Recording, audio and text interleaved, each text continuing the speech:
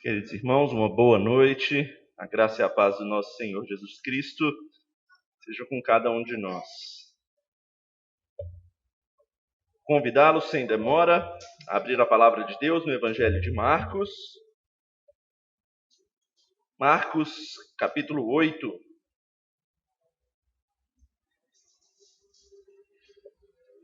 Para você que nos visita e não sabe, nós temos o costume de pregar os textos da Bíblia de maneira sequencial. Nós escolhemos um livro e nele vamos estudando do início até o fim. Nós estamos então agora estudando o livro de Marcos e chegamos até o capítulo 8. Hoje nós vamos finalizar esse capítulo. Vamos expor a palavra de Deus a partir do verso 31 e vamos até o versículo 1 do capítulo 9.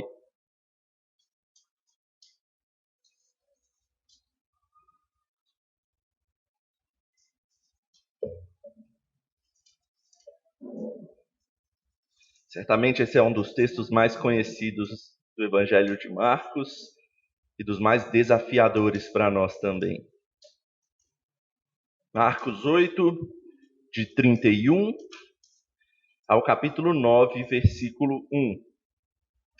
Eu vou fazer essa leitura, peço que você acompanhe com atenção aquilo que está sendo lido, é a palavra de Deus, que diz assim, 8:31.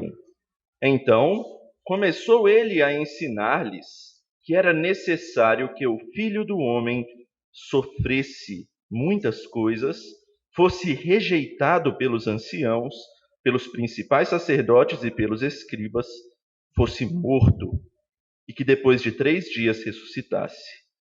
E isto ele expunha claramente. Mas Pedro, chamando-o à parte, começou a reprová-lo. Jesus, porém, voltou-se e, fitando os seus discípulos, repreendeu a Pedro e disse: Arreda, Satanás, porque não cogitas das coisas de Deus, e sim das dos homens. Então, convocando a multidão e juntamente os seus discípulos, disse-lhes: Se alguém quer vir após mim, a si mesmo se negue, tome a sua cruz e siga-me. Quem quiser, pois, salvar a sua vida, perdê-la-á. Quem perder a vida por causa de mim e do Evangelho, salvá-la-á. Que aproveita ao homem ganhar o mundo inteiro e perder a sua alma? Que daria um homem em troca de sua alma?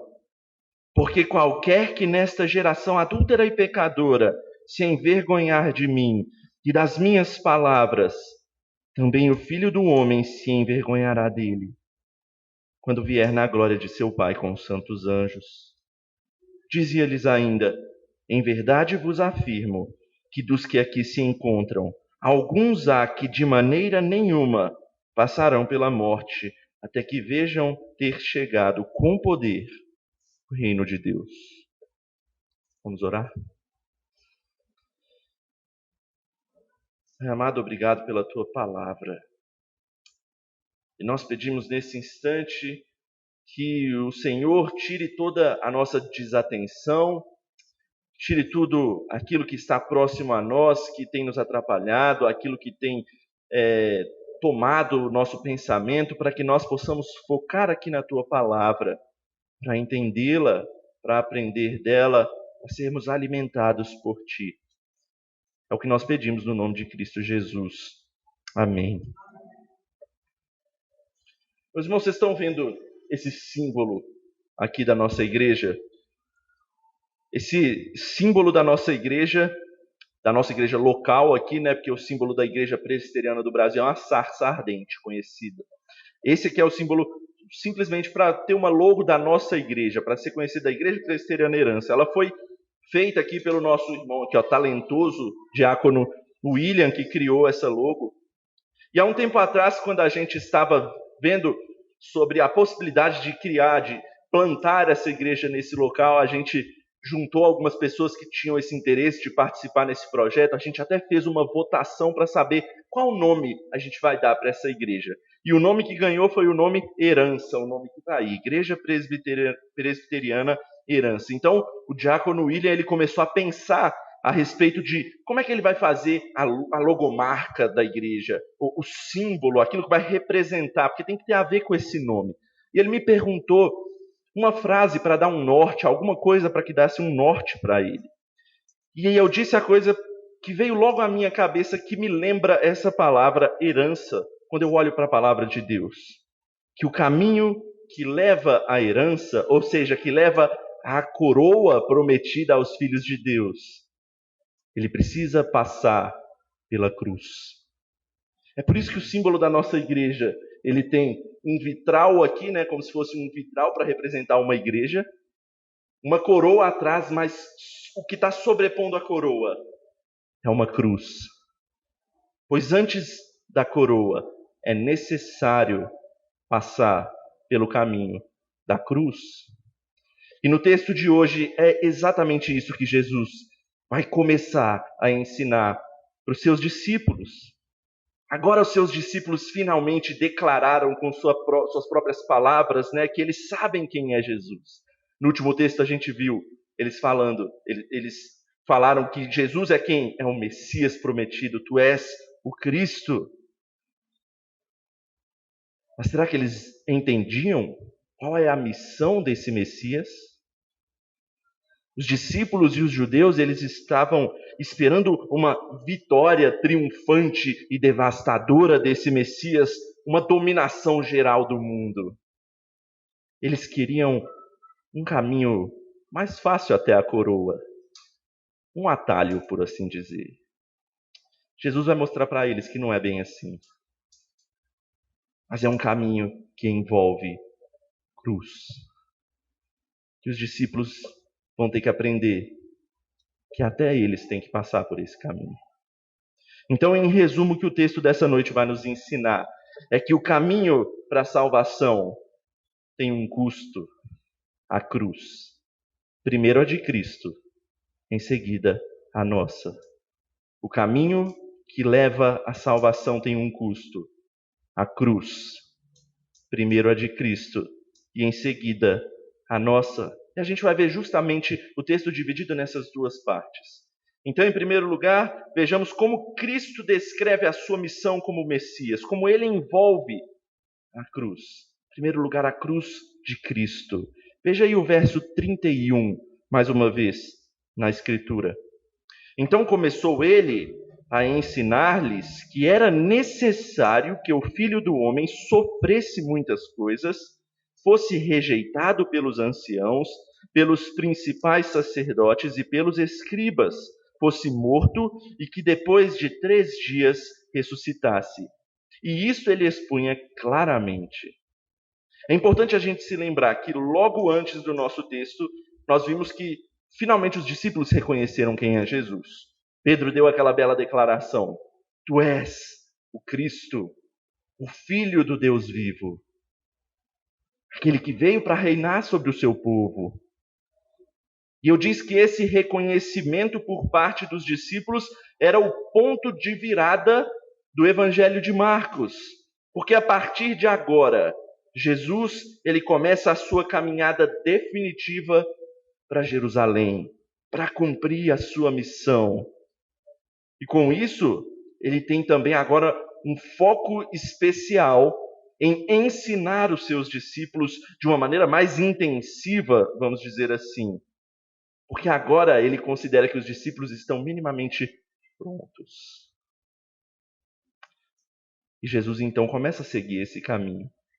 E sem demora, ele começa a ensiná-los. E o texto nos diz que dessa vez Jesus os ensina claramente. Jesus ele não está falando por parábolas. Jesus ele não está usando metáforas. Ele está expondo claramente. É para todo mundo entender mesmo. É um ensino importante. Jesus ele quer que todo mundo que esteja ouvindo ele ali, e os seus discípulos que estão com ele, ele quer que eles entendam claramente aquilo que ele estava falando. Se agora eles sabem quem é o Messias, Jesus vai ensinar claramente sobre qual a missão desse Messias. porque certamente ela não tinha nada a ver com o que estava na cabeça dos discípulos, com o que os discípulos esperavam que fosse a missão do Messias. Pois veja o que envolve a missão do Messias. O que Jesus disse?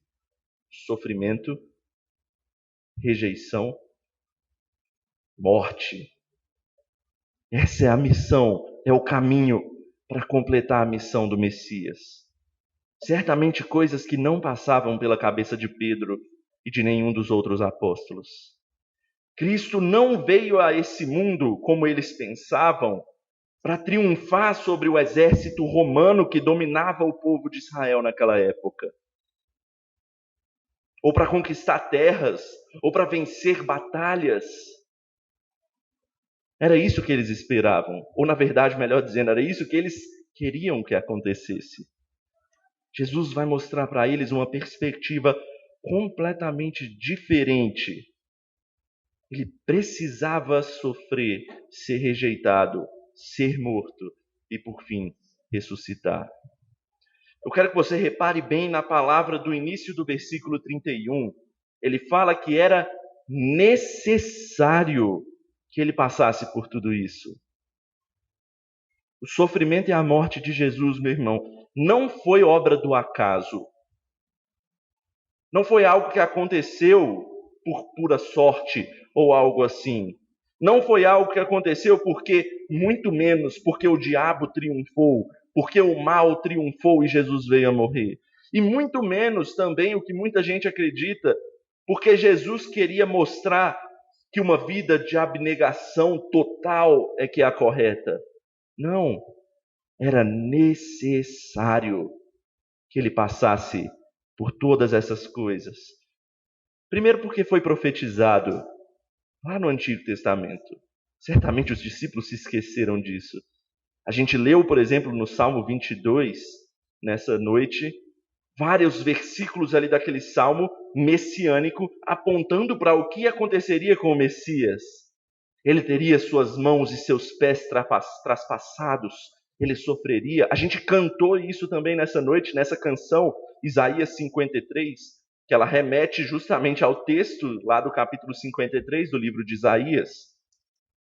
Um texto duro que fala que ele seria mais rejeitado dentre os homens, que ele carregaria as nossas dores, ele seria esmagado e moído, sem nem dizer uma palavra. Um texto pesado que fala sobre o servo sofredor. Mas tem um motivo maior. Além de um cumprimento de uma promessa, a gente leu também isso lá em Hebreus. Hebreus, capítulo 9, a gente leu lá no último versículo que a gente leu, o versículo 22. Depois de ele expor toda a questão dos sacrifícios e falar que o sacrifício de Cristo ainda é maior, ele termina e fala que era necessário, por quê?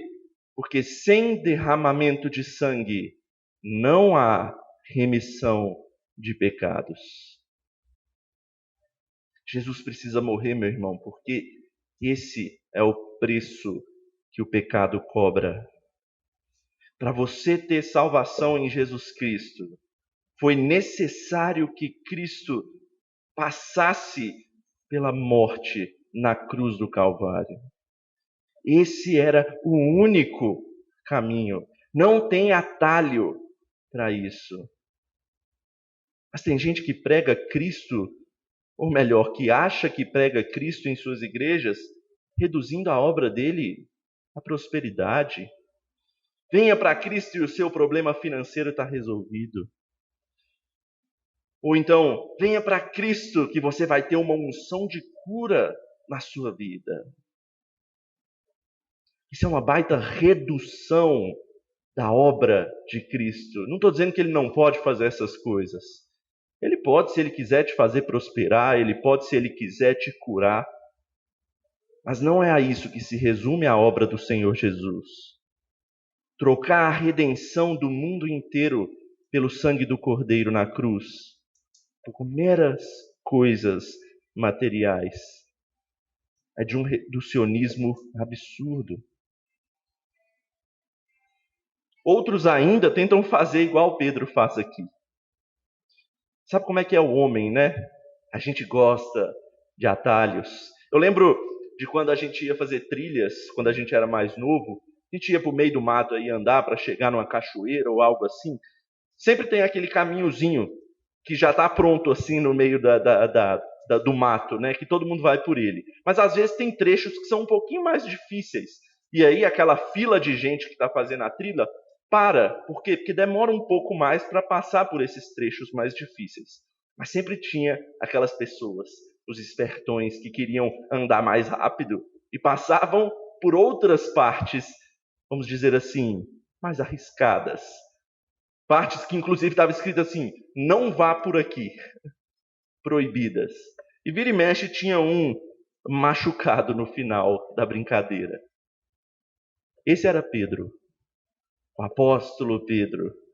O mesmo que pouco tempo antes reconheceu em nome de todos os discípulos ali quem era Jesus.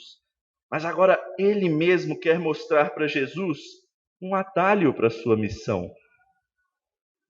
O texto diz que Pedro chamou Jesus à parte e começou a reprová-lo por aquilo que ele estava dizendo. Interessante, essa palavra reprová-lo aqui, que é usada para falar como Pedro estava tratando Jesus ali, é a mesma palavra que Jesus usa para repreender demônios no seu evangelho. É uma palavra dura. Isso significa que Pedro não estava de brincadeira. Ele estava falando sério com Jesus.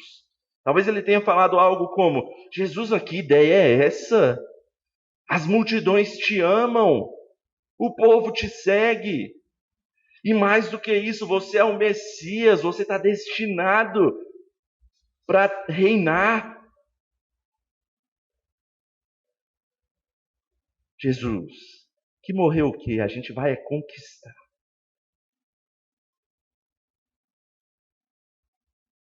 Esse é o atalho que Pedro queria trazer para Jesus. Depois de ouvir essa reprovação, Jesus ele volta para o meio dos discípulos. Ele não responde na hora para Pedro, não. O texto diz que ele fita os outros discípulos, ele dá uma olhada para cada um deles. Muito provavelmente ali ele percebeu que cada um dos outros discípulos tinha a mesma ideia de Pedro. Por isso que ele fala no meio de todo mundo. É claro que ele vira para Pedro, que foi o porta-voz, e ele fala no meio de todo mundo: arreda, Satanás, porque não cogitas das coisas de Deus e sim das dos homens. Jesus ele é duro, mas sabe por que ele diz exatamente essas palavras? Porque Pedro está fazendo a mesma coisa que o próprio Satanás já fez com Jesus. Lembra da tentação de Jesus? Quando Jesus estava lá no deserto, Jesus passou 40 dias no deserto em jejum, né, sem comer, e sendo tentado por Satanás.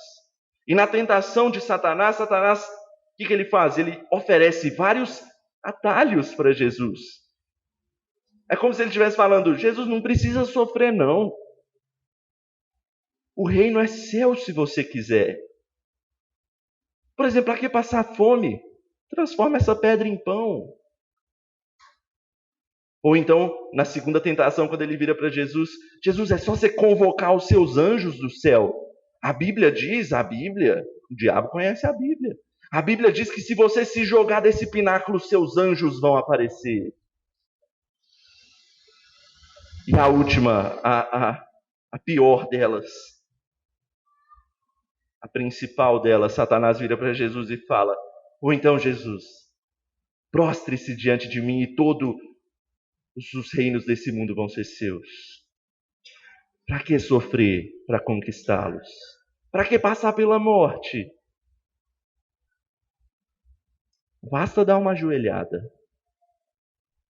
Satanás oferece atalhos para a missão de Jesus. E a resposta de Jesus é exatamente a mesma para Satanás e para Pedro: retira-te daqui, ou então arreda, Satanás. Isso não é coisa de Deus. Isso são atalhos que os homens querem para si. O caminho do Messias envolve a cruz. Meu irmão, veja que o mesmo Pedro que disse: tu és o Cristo, é o mesmo que é reprovado como Satanás. Pedro sabe quem é Jesus, mas ele precisa amadurecer a sua fé e desembaçar os seus olhos. Isso exige tempo, crescimento. Isso tem que ensinar para a gente a ter paciência também, para crescer, confiar, galgar etapas. Mas muitas vezes a gente não quer esperar, a gente não quer aceitar e a gente dá uma de Pedro, querendo atalhos proibidos também. Tem gente que usa o atalho, por exemplo, de roubar a Deus. Não sei se você sabe, mas a Bíblia ela fala sobre o dízimo. E tem gente que muitas vezes diz assim, eu estou precisando juntar um dinheiro, então acho que eu não vou dar dízimo não. Ninguém vai saber mesmo. E se souber, eu digo que eu esqueci. Atalho. Ou então o atalho da cobiça e da mentira para subir na vida. Por exemplo, se você estiver no trabalho e você faz o seu trabalho, só que é um trabalho que você fez em conjunto. E aí no final da obra, seu chefe vai lá ver e você vai e pensa assim, eu vou dizer que foi só eu. Porque aí o crédito vai cair todo em mim, talvez eu possa até ser promovido. Atalhos. Ou pior, na igreja. Tem gente que procura vários atalhos para fazer a igreja crescer. Vamos fazer um culto mais animado. Vamos fazer um culto para chamar mais gente. A gente coloca umas músicas mais animadas, talvez umas luzes assim, para aparecer e chamar os jovens. Não precisa nem ser música evangélica, não. Vamos colocar umas músicas para chamar atenção. Vamos parar de falar desse trem de morte, de pecado, de sofrimento. Vamos falar de coisa boa. A igreja vai encher de gente. Não adianta, meu irmão. O mundo vai pensar em 1000 atalhos para se satisfazer, para alcançar os seus próprios propósitos, para evitar o sofrimento e a morte. Mas não adianta, meu irmão. É necessário passar por essas coisas. O único caminho que traz verdadeira salvação, verdadeiro perdão de pecados, é o caminho da cruz. Não adianta nada ter uma igreja cheia de gente para ouvir que Jesus te ama, se em nenhum momento o pregador fala que esse amor que ele tanto fala teve que morrer numa cruz por causa do seu pecado. Que era você que merecia estar no lugar dele. O amor de Cristo, ele não é um carro, ele não é um emprego, ele não é uma cura que você tanto quer. O amor de Cristo, ele é declarado principalmente numa cruz.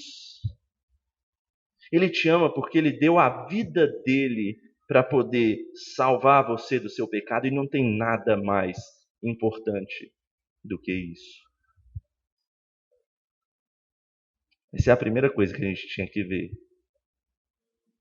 O caminho da cruz de Cristo. Ele é necessário. Não dá para fugir desse caminho. E sabe, talvez Pedro ele tivesse entendido o que Jesus falou. Mas ele preferiu esconder isso. Ele preferiu fugir disso. Sabe por quê? Porque se o mestre dele vai precisar sofrer, se o mestre dele vai precisar passar por todas essas coisas difíceis, que esperar dos seus discípulos? Talvez Pedro estivesse fugindo disso. E essa é a segunda coisa que Jesus vai ensinar para a gente nesse texto. Se a missão de Cristo envolve cruz, a nossa não é diferente, meu irmão. Em segundo lugar, a gente tem que olhar que nós também temos que tomar a nossa cruz. Veja a partir do verso 34 mais uma vez. Vale a pena ler esse texto de novo. Verso 34. Então, convocando a multidão e juntamente os seus discípulos, disse-lhes: se alguém quer vir após mim, a si mesmo se negue, tome a sua cruz e siga-me. Quem quiser, pois, salvar a sua vida, perdê-la-á. E quem perder a vida por causa de mim e do Evangelho, salvá-la-á. Que aproveita o homem ganhar o mundo inteiro e perder a sua alma? Que daria um homem em troca de sua alma? Porque qualquer que nesta geração adúltera e pecadora se envergonhar de mim e das minhas palavras, também o Filho do Homem se envergonhará dele, quando vier na glória de seu Pai com os santos anjos. Dizia-lhes ainda, em verdade vos afirmo, que dos que aqui se encontram, alguns há que de maneira nenhuma passarão pela morte, até que vejam ter chegado com poder o reino de Deus. Depois de repreender Pedro pelo seu entendimento errado a respeito da sua missão, Jesus percebe que ele precisa ensinar para todo mundo que o pensamento dele está completamente equivocado e que para seguir a Jesus é preciso tomar um caminho, uma decisão radical. É por isso que Jesus, então, ele não fala só para os seus discípulos. O texto agora diz que Jesus ele convoca a multidão porque ele quer falar para todo mundo agora. É importante o que ele vai dizer. Ele chama todo mundo, todas aquelas pessoas que estavam fazendo o quê? Seguindo a Jesus. Elas estavam indo atrás de Jesus, ou como diz o texto, após Jesus, né? Jesus ia, depois elas iam atrás dele. Certamente a grande maioria ali queria era o quê? Queria ver o espetáculo. A maioria delas queria ver o show do homem que cura com um toque. Mas muitos ali, eles tinham até a intenção de querer ser curados.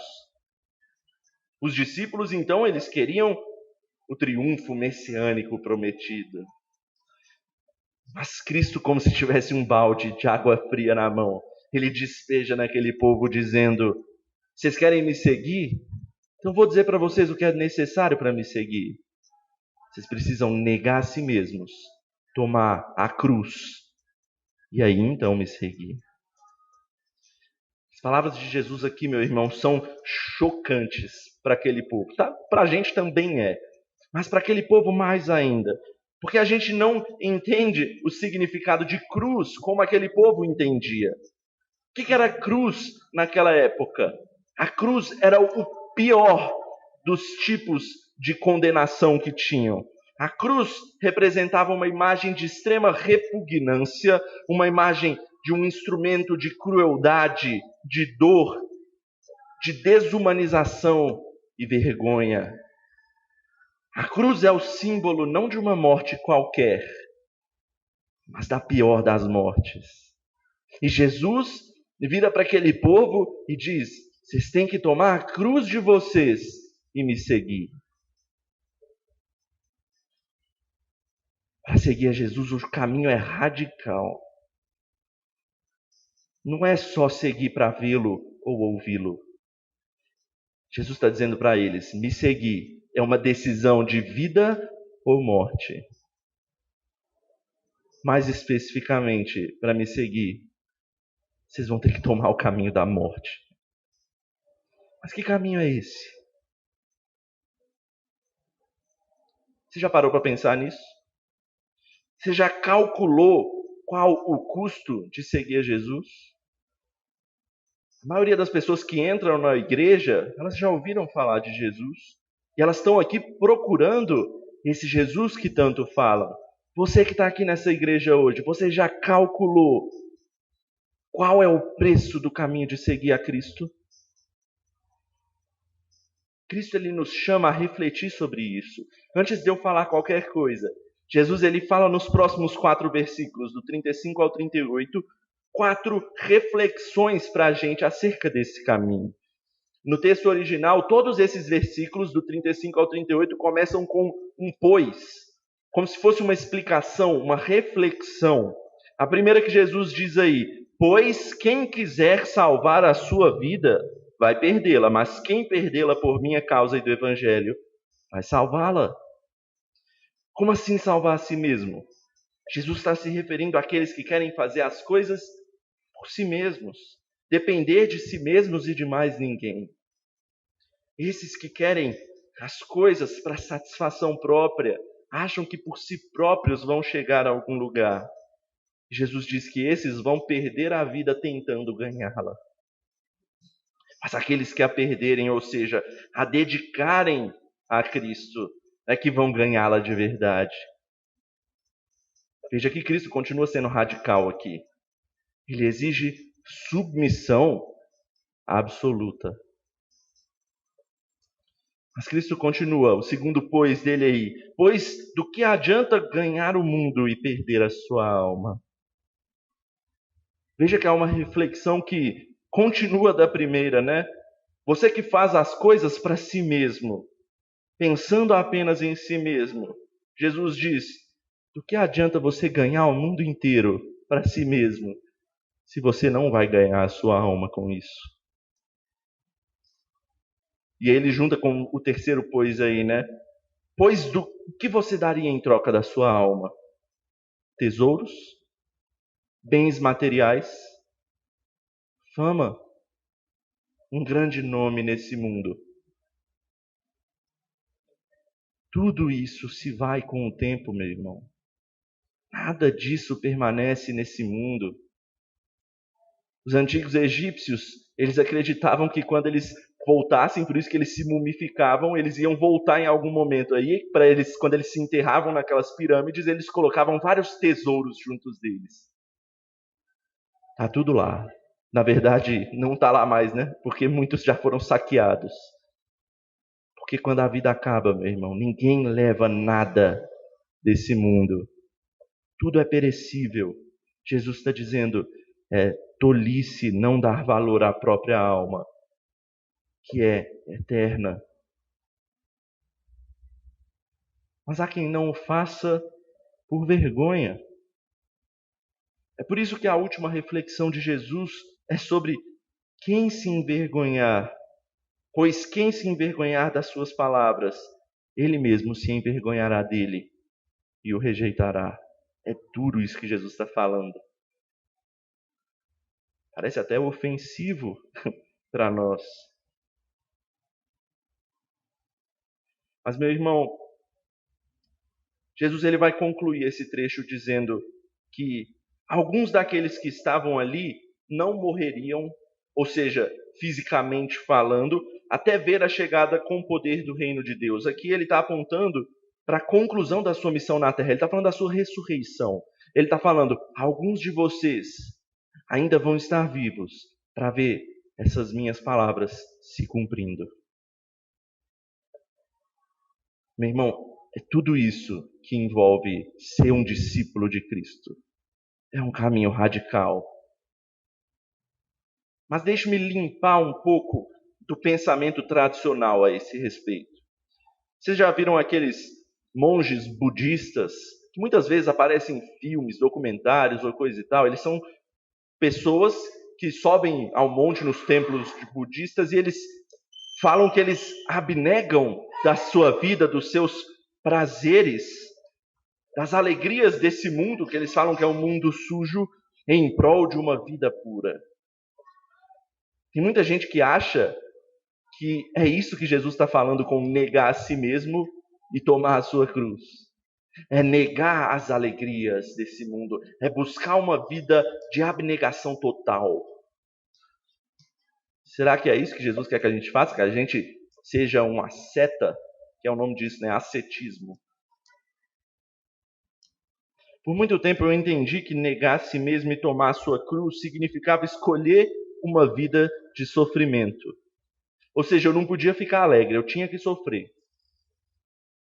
Negar as alegrias e prazeres desse mundo. Quantas vezes eu ouvi que desfrutar dos prazeres desse mundo, não estou falando de prazeres errados, não, estou falando de coisas pequenas até. Usar o seu dinheiro, sei lá, para comer uma pizza ali com a sua família.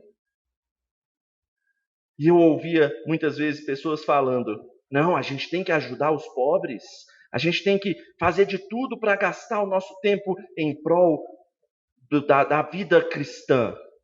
Isso é negar a si mesmo. Não, meu irmão, não é isso que Jesus está falando, não. Negar a si mesmo e tomar a sua cruz não significa isso. Não significa uma vida de total sofrimento. Na verdade, isso é contrário ao que a Bíblia ensina. Lá no Salmo 16, no final do Salmo 16, o salmista escreve assim: na presença de Deus, há plenitude de alegria. Na presença de Deus, à sua destra, há delícias perpetuamente. Negar a sua cruz, negar a si mesmo e tomar a sua cruz, não significa querer viver ou ter que viver uma vida triste e sofrida. Não. Provavelmente ela vai ter sofrimento, mas não por isso. Porque negar a si mesmo e tomar a sua cruz, para Jesus aqui significa morrer. Morrer para si mesmo. Significa parar de tentar buscar em si mesmo e nas coisas desse mundo um caminho de salvação ou de satisfação pessoal. É perceber que nós não temos capacidade de salvar a nós mesmos. É perceber que o vazio do nosso coração é tão grande que não tem nada nesse mundo que possa preencher. Negar a si mesmo e tomar a sua cruz é dizer: Jesus, eu dependo de você. Toma a minha vida. Ela é sua e não tem lugar melhor para ela estar do que as suas mãos, porque ela é a única coisa capaz de preencher o meu coração. Isso significa morrer para si mesmo, significa deixar o seu nome para trás, significa deixar os seus bens para trás, porque agora você vai ter um novo nome, você vai ser chamado de cristão, um pequeno Cristo. Quando você entende isso, meu irmão, você percebe que as alegrias e delícias desse mundo não é que devem ser abnegadas, mas agora elas vão ser muito melhor desfrutadas, porque elas vão estar debaixo da graça do Criador de todas elas, junto com você. E o sofrimento que vier, pode esperar que ele vai vir, sim, porque veja o que aconteceu com Jesus. Ele vai vir o sofrimento, mas você vai ter alguém a quem dar a sua mão e confiar. Negar a si mesmo e tomar a sua cruz é morrer para si mesmo, morrer para a satisfação pessoal e viver uma vida de satisfação no seu Salvador. Morrer para a identidade própria e viver pela identidade de Cristo. E isso, obviamente, vai exigir de você uma vida de obediência à palavra dele. Essa vida de obediência muitas vezes vai gerar vergonha para o seu nome, muitas vezes vai gerar perseguição, sofrimento. Alguns até já morreram por isso. Lembra dos mártires da fé? Vários missionários que vão para países distantes, onde há proibição do evangelho, eles não deixam de ter a identidade de Cristo ali. Ali eles sofrem também. Talvez não seja esse sofrimento que chegue até você. Mas Cristo diz que nessa vida nós passaríamos por aflições. Mas a gente tem que ter bom ânimo. Porque quando a gente escolhe a seguir Jesus, ele diz que ele venceu o mundo. Meu irmão, negar a si mesmo e tomar a sua cruz e seguir a Cristo significa morrer para si mesmo. Significa deixar tudo para trás e ir com Cristo. Você precisa perceber, e a última coisa que eu vou dizer aqui, você precisa perceber que nada nesse mundo, seu dinheiro, sua casa, sua fama, seu país, sua saúde ou qualquer coisa, nada disso serve para salvar a sua vida do preço que o pecado cobra. O pecado abriu um abismo entre nós e Deus. Quando Deus criou Adão e Eva, eles tinham um relacionamento próximo, pleno. Mas quando o pecado entrou no mundo, houve um afastamento. Tem um abismo entre nós e Deus. E nada dessas coisas consegue evitar a nossa queda. Mas a cruz de Cristo, ela criou uma ponte. A cruz de Cristo, ela criou uma escada para aquele que está no fundo do poço. E o que Jesus está falando é: solta tudo o que está te deixando aí embaixo e segura essa escada e sobe comigo. Porque você não vai achar outro caminho, um atalho para sair desse buraco aí de baixo. E a minha mensagem para você hoje é: se agarre a Cristo. Ele seguiu o único caminho possível para possibilitar a salvação, o caminho do sofrimento, da rejeição, da cruz. E assim ele tornou possível o único caminho para nós nos reconciliarmos com Deus, Ele mesmo. Então, meu irmão, deixe para trás tudo aquilo que lhe prende nesse mundo, tudo aquilo que te impede de seguir a Jesus. Isso é negar a si mesmo, tomar a sua cruz e seguir a Cristo. Porque quando você fizer isso, pode ser duro, pode ser doído, mas no final vai ter uma coroa à sua espera. Prevaleça nesse caminho. Se agarre a Jesus Cristo. Vamos orar.